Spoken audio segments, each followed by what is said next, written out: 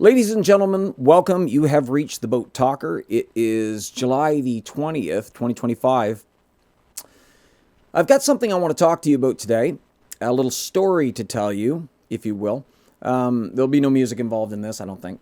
So it's just a little chat that I've been thinking about having with you guys for some time now. I haven't had the opportunity to do it. And I thought I'd take today. It's a rainy day. It's kind of gray outside, so it's kind of set the mood for me. So you see a set of railroad tracks behind me, and you're like, well, what's up with the railroad tracks, Jeff? So that kind of leads into the story. I guess there's no other way to start this off by just coming out and saying it. When I was 13 years old, I was hit by a train. Yeah. It happened on the last day of school in grade 7. A few of my friends and I think there was 3 of us, cut school and decided that we would go to a friend's house and shoot pool for the day. So we left school and we went to the railroad tracks and began walking the tracks. In the place I'm from, that's how kids used to travel from one side of town to the other. We'd walk the tracks.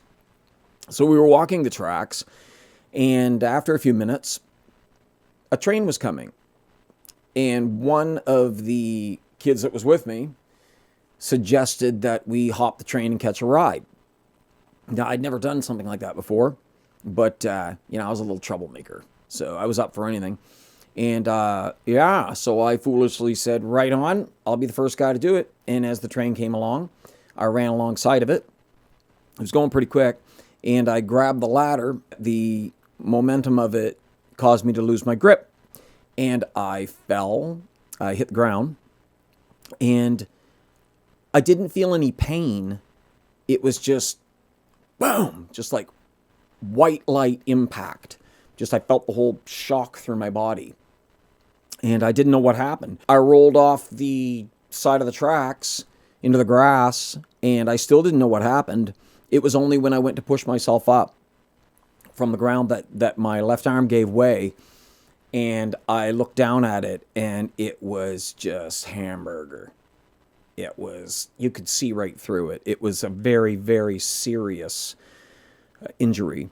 I went into shock immediately, and so did everybody around me. Somehow I got my wits about me, and we all made our way to a local corner store. I went inside. People were like fainting at the sight. A couple of girls were in there. They just fainted at the sight of it.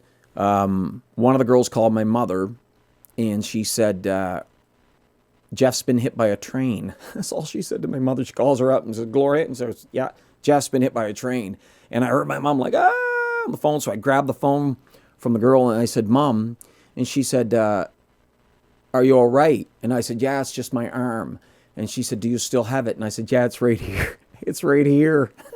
I'll never forget it. They called the ambulance, and my uncle got there first. Mom called my uncle, and they took me to the hospital. I went to the emergency room, and I was coming in and out of consciousness. I remember when they took me in the emergency room, and then I lost consciousness, and then when I woke up again, it was like a movie. I was on the table, and there was like, those octagonal lights above you, the bright surgical lights, and there was a bunch of doctors. It seemed like 5 people around, like looking down at me, like talking about me. It was really trippy. I underwent emergency surgery, and then to make a long story short, I was in the hospital for the entire summer, 2.5 months. I had 13 operations, skin grafts, skin flaps, a variety of plastic surgery. It was quite an event. I got out of that hospital a week before I had to start school again. So my entire summer vacation was spent in the hospital. My surgeon was Dr. William Cook. And that guy could have easily looked at my arm and just took it off. Nobody would have asked a second thing about that. It was just like the extent of the damage was just, it was crazy. So, and there was a couple of nurses that were working in the OR at that time who had later told my mom years later that they actually brought the amputation equipment out to remove the arm, right? It was that bad. My father asked Dr. Cook when he was in the room with him, he said, is he going to lose his arm? And Dr. Cook said, not if I can help it. I visited my parents, it was, I don't know, about a couple months ago. I went to visit them, and sometimes we talk about the accident because it was a big deal in all of our lives. And I said, I wonder where Dr. Cook is. And Mom said, he's living in town. I said, no way. So I looked it up on my phone, and yeah, he was living like maybe 4 kilometers from my parents. So I got in the car and I drove over right then. I went to his place. He's got kind of like a log cabin-y kind of place, right? And I knocked on the door, and this older man, I hadn't seen him in, 40 years. This older man approaches the door, and I recognized him right away. It was pretty funny. Saw through the years, and it was him. And he gave me this funny look. He goes, do I know you? And I said, it's Jeff, the guy that got his arm run over by a train. And he was just like, wow. I had a great chat with him. It was cathartic. And he told me about the accident, and he told me about some of the damage that was done. And I asked him about some issues that I have with motion in my hand over the years.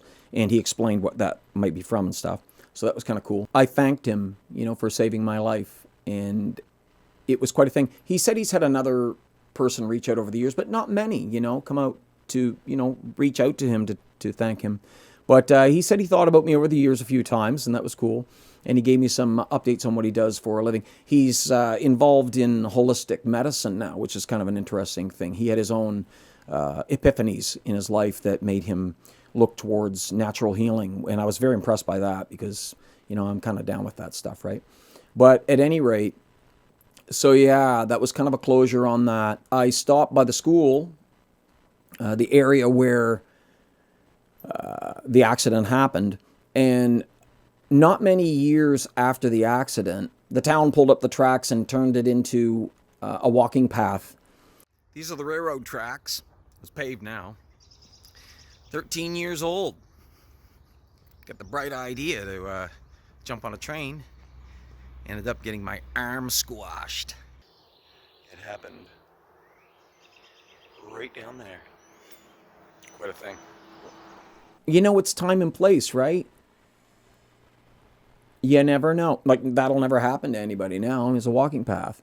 But, when I was a boy, something life-changing occurred right there, and then, countless families walk by that every day, and they don't have a clue, right? It's a funny thing. I do have a pendant that I've been wearing since the accident. Maybe a couple of years later, I hooked it up. So I wear it pretty much always. See? It's a nickel and a penny that I put on the tracks, and a train squashed it. Maybe I should do some merch. That'd be kind of cool, right? I'll go to the railroad tracks and blast out a few pennies and nickels and maybe some quarters. There's a news clipping from the accident where a reporter came and did an interview with me. And it says, lucky to be alive. And you know what? I am lucky to be alive. And when I feel self-entitled and I'm like, woe is me, and, get that thing going on, I try to remind myself that I was spared. Many people, for all intents and purposes, you probably should have been dead on that track that day, right? But God had different plans and spared me, and I'm aware of that. So it's pretty cool. And that's why I wear that, to remind me of those things. We all go through challenges in our lives and tragedies and things that, when they happen, it seems like, that's the end of things, and things are going to change for the worse in our lives after that.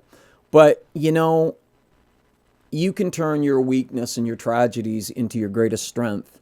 I had just started playing guitar at the time that the accident occurred, and I was really getting into it. And then I had that damage to my left arm, and that's my fretting arm. And I talked to the doctor. Like, kids are naive, right? I'm like, when can I play guitar again? And he was like, you're never going to play, you'll never be able to fret with your left hand. Maybe you can learn to pick with it. I took that kind of as a challenge, and I worked really, really hard at getting that together. And I'll tell you what, it was the thing that made me want to do it. And it turned a terrible situation and a weakness into a strength.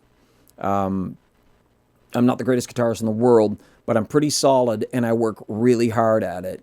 And so you can overcome things that are disadvantages by hard effort and desire and will. And I wanted to do it, so I did do it. You can overcome. You can. And I did. At the time, I thought, I was very depressed, and I thought that it was over for me that way. You know, like a lot of stuff would be gone from my life, but it turned into something positive, I think, in the end. And, you know, it's funny how things work out, right? I was going down the wrong track, if you will, as a kid at that time. And let me tell you, that accident certainly slowed me down. So in many ways, you know, maybe it was something that changed, that a catalyst that changed my life for, you know, for the better. So that's my story about getting hit by a train. I'm lucky to be alive, and I'm very grateful for my life, and we can overcome and persevere in our lives. So stay off the tracks and stay on track, and we'll talk soon. All right. You guys have a great day. I love you. Boatrawker out.